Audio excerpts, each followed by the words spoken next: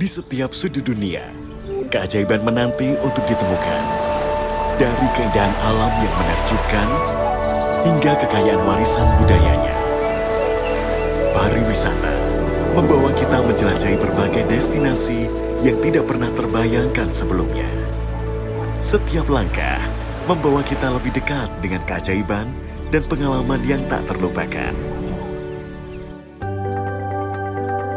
Selamat datang di Stipram, Sekolah Tinggi Pariwisata Ambarukmo, Yogyakarta. Disinilah masa depan pariwisata Indonesia dimulai. Stipram mempersiapkan calon profesional pariwisata yang memiliki keunggulan dan berdedikasi tinggi. Didirikan oleh profesional yang visioner, yang sangat memahami pentingnya sektor pariwisata bagi Indonesia. Halo, selamat pagi. Assalamualaikum warahmatullahi wabarakatuh. Perkenalkan, saya Kiki Rizky Magia, MA PhD, NIDN 05061085. Saat ini saya merupakan dosen tetap Sekolah Tinggi Pariwisata Ambarukmo untuk program studi Strata 1 Pariwisata. Saya mengajar mata kuliah Rural Tourism Development untuk mahasiswa semester 2. Mata kuliah ini merupakan mata kuliah wajib dengan bobot 2 SKS. Video ini saya buat untuk memenuhi syarat pengajuan Serdos guna memenuhi salah satu unsur Tridharma untuk bagian pengajaran pada PDD UKT-PT atau dokumen pernyataan diri dosen untuk dalam unjuk kerja Tridharma perguruan tinggi. Saya akan menjelaskan sedikit mengenai deskripsi mata kuliah yang saya ampuh, yaitu Rural Tourism Development. Mata kuliah ini membahas tentang pemahaman dan penguasaan salah satu alternatif pariwisata berkelanjutan, yaitu desa wisata. Mahasiswa akan diajarkan untuk mampu memahami konsep-konsep dari pembangunan berkelanjutan desa wisata, di mana akan menerapkan tata kelola atau pengelolaan dalam rangka pengembangan desa wisata. Oke, selanjutnya mata kuliah ini membekali mahasiswa dengan pengetahuan dan pemahaman mengenai desa wisata. Mahasiswa dapat memahami serta menerapkan konsep dari pengembangan desa wisata. Mata kuliah ini juga memberikan pemahaman terhadap mahasiswa untuk dapat menerapkan pengelolaan dari pengembangan desa wisata. Saya akan menjelaskan tentang metode pembelajaran pada mata kuliah ini. Perkuliahan ini menerapkan metode DIA atau Delivery, Interaction, dan Assessment. Dengan menggunakan metode DIA atau Delivery dan Assessment, dosen menyampaikan materi pelajaran secara jelas dan terstruktur kepada mahasiswa. Perkuliahan ini mendorong interaksi mahasiswa dan dosen melalui tanya jawab, diskusi, ataupun kegiatan kelompok, di mana dosen itu dapat melakukan penilaian atau akan melakukan penilaian terhadap hasil belajar mahasiswa melalui berbagai macam cara. Di antaranya metode pembelajaran dalam kelas ini itu saya membagi dalam 4 metode atau 4 bentuk pembelajaran. Yang pertama, saya terapkan pembelajaran interaktif antara dosen dan mahasiswa.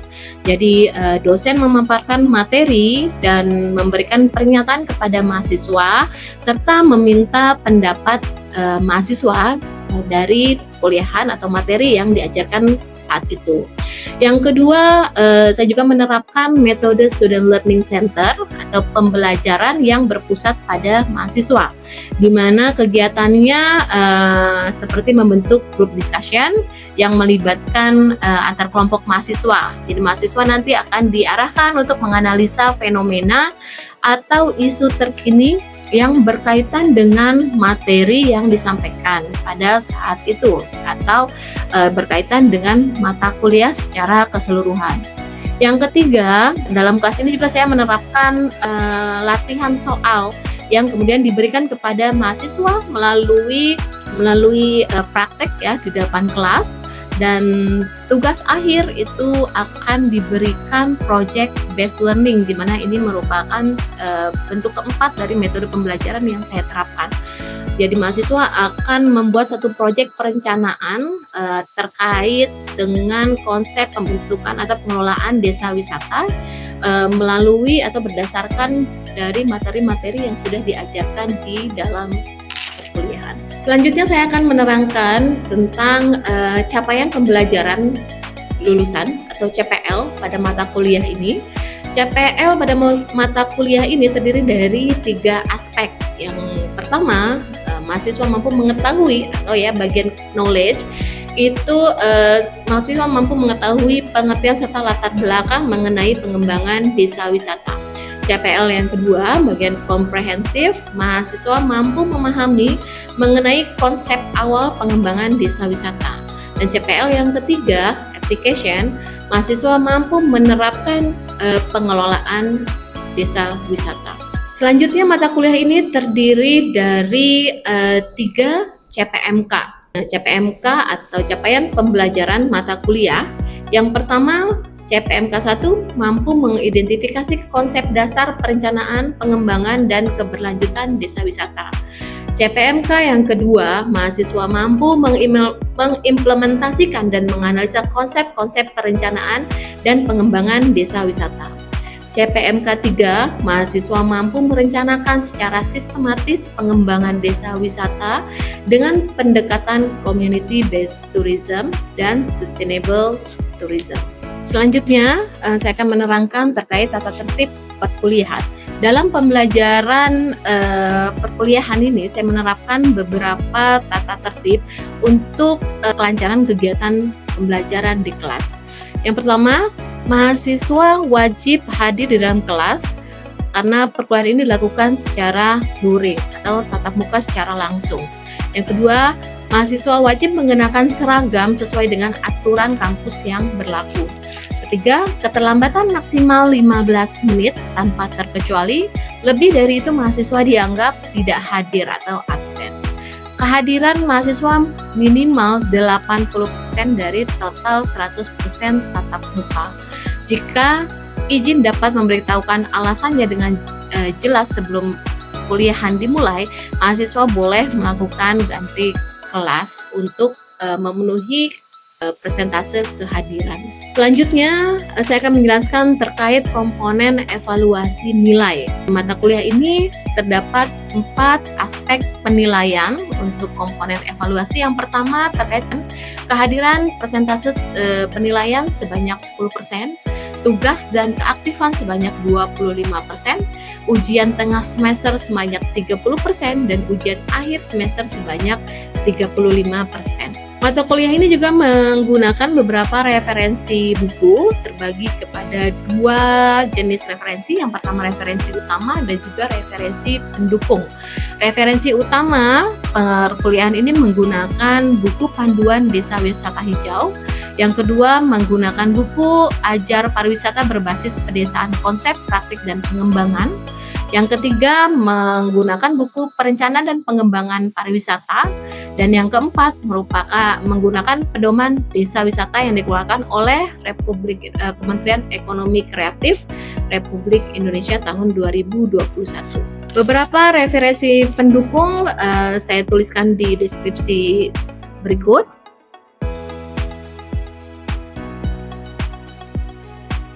Untuk selanjutnya saya akan menampilkan cuplikan proses pembelajaran secara luring di dalam kelas yang merupakan materi kelima atau pertemuan kelima untuk materi pondok wisata atau homestay. Demikian deskripsi pembelajaran dalam kelas pada mata kuliah ini. Selanjutnya saya akan memaparkan video pembelajaran dalam kelas. Terima kasih dan selamat menyaksikan video berikut. Oke, baik. Selamat pagi semuanya. Pagi, Bu. Apa kabar? Sehat? Sehat. Oke, baik. Kita bertemu lagi ya di pertemuan selanjutnya, yang mana ini adalah pertemuan kelima ya. Oke, baik, sebelum kita mulai, kita berdoa dulu sesuai dengan keyakinan masing-masing ya. Berdoa disilakan.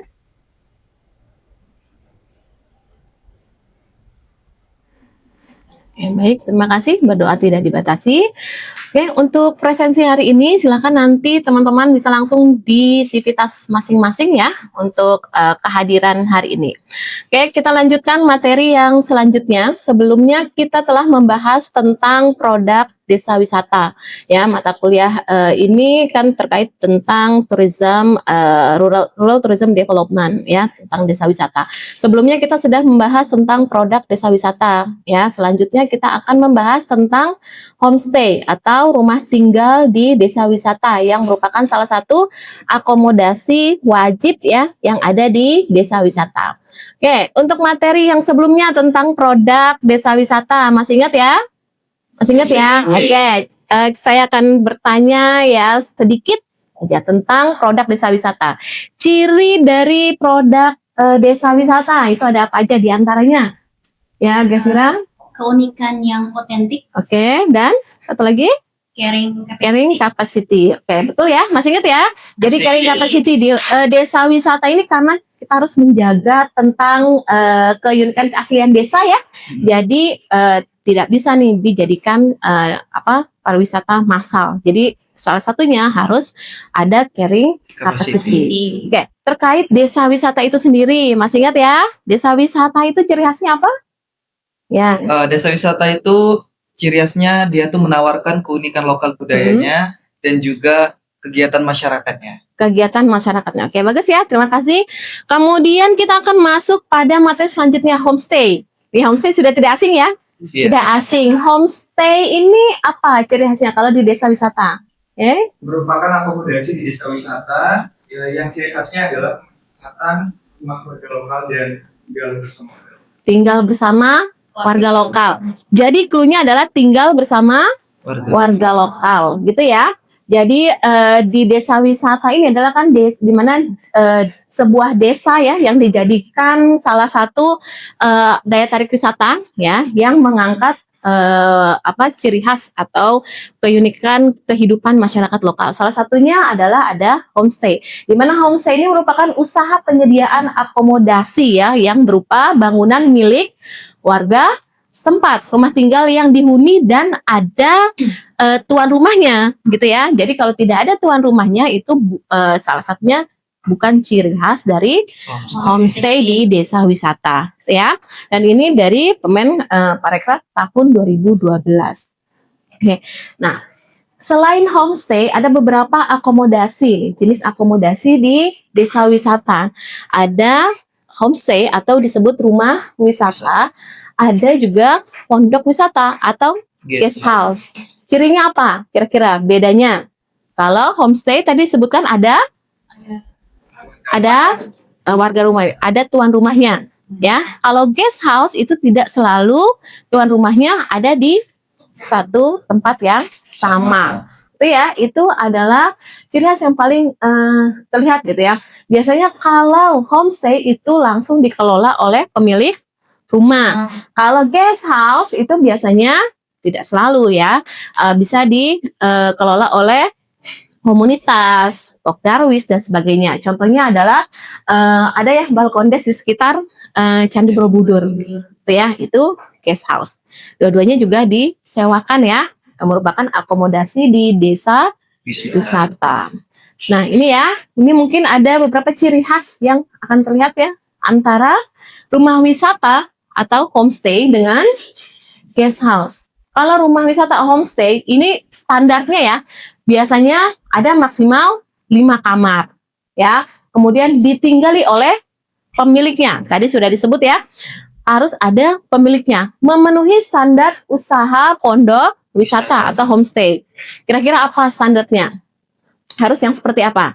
Homestay itu punya minimal ada fasilitas yang standar seperti kamar mandi ya, kemudian kasur ya, tempat tidur yang layak, ada lemarinya, itu adalah fasilitas standar untuk rumah bisa dijadikan homestay. Dan dia memiliki kamar sendiri. Contoh, kalau kita nih punya rumah nih di desa wisata ya, punya rumah, tapi kamarnya itu cuma satu, kira-kira bisa nggak dijadikan? Tidak bisa, karena nanti akan mengganggu tamu ya. Kamar itu akan digunakan oleh tamu. Kemudian yang punya rumah otomatis tinggal di mana? Di luar kan ya. Nah itu akan merusak privasi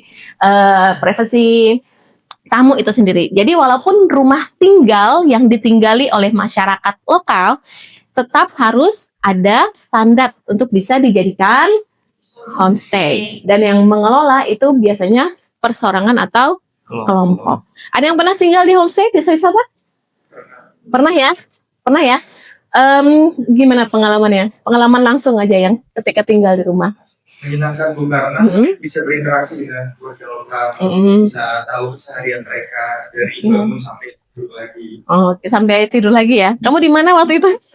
Di Desa Wisata Ponorogo Semarang. Di Semarang. Oke, di Semarang. Jadi itu ya rumah wisata. Kalau guest house atau pondok wisata itu biasanya terdiri dari satu atau beberapa rumah. Pernah ya lihat ya. Jadi satu lokasi itu ada beberapa kamar seperti villa gitu ya, tapi guest house. Nah, contohnya ada di sini ya gambar perbedaan antara ini lebih ke apa? Guest house atau homestay? Guest house. Guest house ya. Jadi guest house itu punya beberapa pintu, jadi tinggalnya biasanya tidak selalu dengan tuan rumahnya ya. Guest house. Itu tidak harus dengan pemiliknya, desain menggunakan arsitektur Nusantara, ciri khas di situ. Dan memang akomodasi ya. Kemudian pengelolaan berbentuk perseorangan, bisa juga badan usaha. Biasanya lebih ke badan usaha. Kalau guest house lebih ke kelompok ya. Walaupun ada juga yang dikelola oleh perorangan gitu ya. Nah, ini rumah wisata. Kalau desa wisata itu yang sudah memiliki standar ya. Kan desa wisata ada berapa tingkatan sekarang, masih ingat nggak? Ada 4 ya, mulai dari yang rintisan, kemudian apa lagi?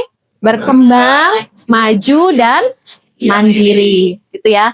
Kita bisa lihat bagaimana secara kasat mata ya, bagaimana tingkatan desa wisata itu bisa terlihat dari penataan di desa wisata itu sendiri. Salah satunya di rumah tinggal ini, homestay.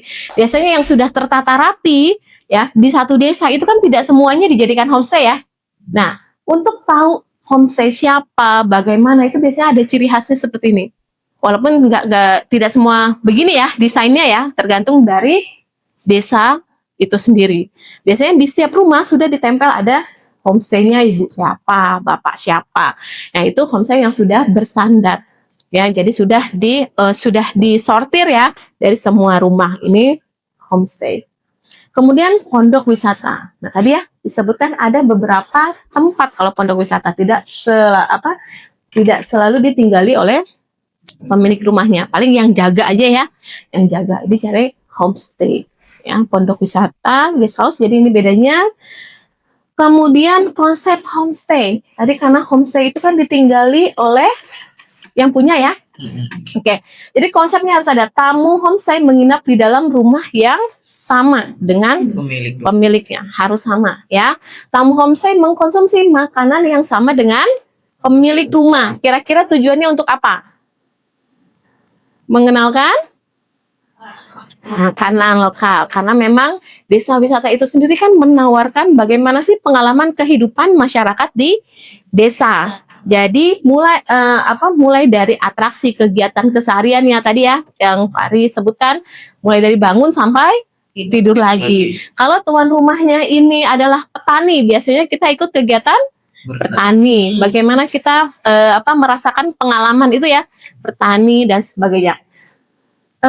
Termasuk makanan ya, termasuk makanan. Tapi walaupun begitu, homestay ini tidak saklek ya. Kalau misalnya di rumah itu biasa makannya sayur asem gitu ya, kamu nggak bisa makan sayur asem, bisa minta nggak? Bisa ya. Nanti disediakan yang sesuai dengan tamu, tapi tetap yang ciri khas itu. Walaupun nggak bisa makan sayur asem, kamu nggak bisa minta steak ya, salmon steak gitu ya di desa wisata itu nggak jadi ya, nggak gitu. Jadi itu mengkonsumsi makanan yang sama dengan pemilik rumah. Oke, kemudian interaksi langsung antara tamu dan pemilik rumah, ya. Itu ya, kegiatan di dalam homestay. Selain itu juga melibatkan relasi masyarakat, ya. Nah, karena kan yang diambil adalah hubungan masyarakat lokal, ya. Oke, karena homestay jelas harus ada di desa wisata, ya. Itu jelas ya. Dikelola oleh komunitas lokal dan memiliki nuansa atau keunikan lokal. Biasanya ada rumah yang bagus modern ya, itu malah lebih dipilih yang rumah aslinya gitu ya, aslinya. Karena memang konsep desa wisata itu sendiri nggak mengangkat kehidupan masyarakat lokal gitu ya, itu di homestay. Jadi beberapa fungsi ya, fungsi homestay jelas sebagai sarana akomodasi, sarana apalagi interaksi ya. Jadi homestay selain sebagai akomodasi juga atraksi di desa wisata. Jadi bagian penting di homestay. Jadi bukan sekedar untuk tidur ya, tapi bagian dari atraksi, bagian dari sarana edukasi. Tadi ya, dari melalui interaksi, melalui makanan dan sebagainya, sarana edukasi. Dan juga tadi sudah dijelaskan ya tentang konsep homestay sebagai rumah tinggal atau akomodasi di desa wisata. Oke, sekarang saya minta kalian untuk diskusi ya terkait homestay itu sendiri, karena mungkin situasi konsep yang seharusnya dengan kenyataannya itu mungkin ada berbeda. Nah, jadi menurut Anda nih ya, bagaimana sih sebenarnya homestay yang paling nggak yang layak ya untuk ditinggali oleh pengunjung ya, yang masuk ke standar paling tidak layak untuk ditinggali. Itu ya. Mungkin dari kelompok mana dulu? Kelompok Tessa. Oke, silakan Tessa. Jadi tadi dari hasil kita mungkin untuk homestay yang layak itu pastinya harus yang bersih ya, karena bersih itu kan yang paling utama. Karena seperti beberapa mungkin homestay yang kelihatan juga tidak semuanya sepertinya bersih. Jadi mungkin kalau bisa membuat homestay itu menjadi lebih layak, mungkin kebersihan itu memang harus lebih difokuskan. Kemudian juga karena dari kebersihan itu pastinya akan bikin tamu juga jadi nyaman gitu loh. Dan juga keamanan juga penting, karena mungkin kalau kebersihan itu masih bisa diusahakan, tapi kalau untuk keamanan tidak semuanya aman gitu loh. Jadi mungkin ini bisa lebih difokuskan juga oleh masyarakat lokal. Mungkin juga untuk fasilitasnya apakah semuanya aman. Contohnya yang paling standar itu mungkin pintu kan, mungkin kalau misalkan kita tinggal di rumah orang desa itu, beberapa yang saya tahu mungkin ada yang kuncinya kurang bagus atau gimana gitu loh Bu. Jadi mungkin untuk keamanan mulai dari kunci itu sendiri, kunci pintu gitu. Kemudian juga untuk fasilitas lainnya yang mungkin cukup mendukung, seperti pendingin ruang atau kipas untuk bikin tamunya nyaman. Oke, baik, terima kasih ya Tessa. Selanjutnya selanjutnya dari Elvis. Oke, silakan Elvis. Jadi ini Bu, untuk yang homestay yang layak itu terkait interaksi dengan tamunya.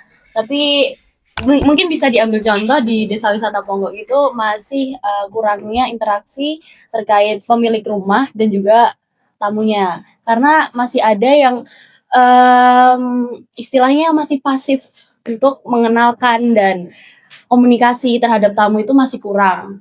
Nah, mungkin untuk hal tersebut bisa dilakukan pelatihan semacamnya terkait pemilik homestay ini. Gitu, Ibu. Oke, baik, terima kasih. Boleh tepuk tangan untuk kalian semua ya. Oke, betul ya. Jadi karena homestay ini kan merupakan salah satu ya tadi ya disebutkan bukan hanya sebagai penginapan ya, rumah tinggal, tapi ini merupakan salah satu atraksi ya, bagian dari desa wisata. Bagaimana nanti dia akan mempengaruhi image desa wisata itu sendiri ya, bagaimana membawa makna desa wisata itu sendiri yang memberikan pengalaman budaya lokal ya, yang memberikan pengalaman kehidupan masyarakat lokal itu juga melalui homestay. Tadi disebutkan oleh Tessa itu kebersihan ya, karena kebersihan, keamanan ya, fasilitas pendukung lainnya seperti pendingin itu memang bisa mempengaruhi ya penilaian pengalaman dari tamu itu sendiri. Selain itu interaksi juga penting ya, interaksi karena memang melalui interaksi di homestay itu sendiri ya dengan tuan rumah itu membawa kepada membentuk pengalaman pengunjung ya, bagaimana nanti mereka tahu oke, orang di desa ini tuh seperti apa, masyarakat di desa itu tuh seperti apa gitu ya. Oke, baik, bagus semua, terima kasih ya semuanya. Boleh tepuk tangan sekali lagi. Oke, baik. Terima kasih semuanya ya. Mungkin saya cukupkan dulu ya untuk pertemuan kali ini. Semoga bermanfaat ya. Nanti kita akan lanjutkan di pertemuan selanjutnya ya. Untuk itu saya cukupkan dulu. Terima kasih semuanya. Selamat siang. Assalamualaikum warahmatullahi wabarakatuh. Waalaikumsalam warahmatullahi wabarakatuh.